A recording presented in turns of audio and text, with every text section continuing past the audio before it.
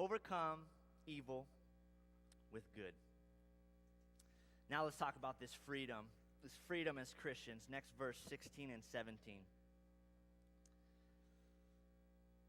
This is what I was talking about earlier when I said, yeah, even though God's rule is above the law, that doesn't mean we are, okay? Doesn't mean we can do whatever we want, and that's what Peter expresses here. It says, it is God's will, let me read that again, that your good lives should silence those who make foolish accusations against you.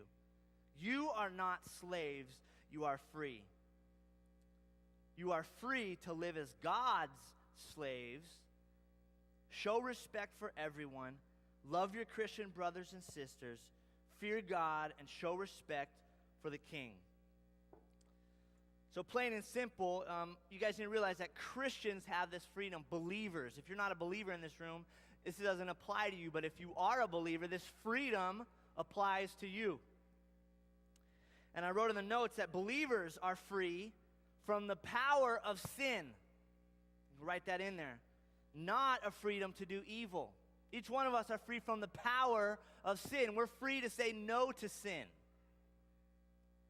This is not talking about freedom to do whatever sin you want to do just because Jesus paid for all of them, okay? He didn't buy you sin. He just paid for the sin that you've committed or that you will commit and go to him in confession, okay? He didn't buy you into a life of sin. Romans 6, 12 and 14. You can write, or 12 through 14. In your notes, I just want you to write Romans 6, 14. So I'm going to read you out of a different version, and it kind of expands it a little bit out of the Message. But in verse 6:14 in the NIV, it says, sin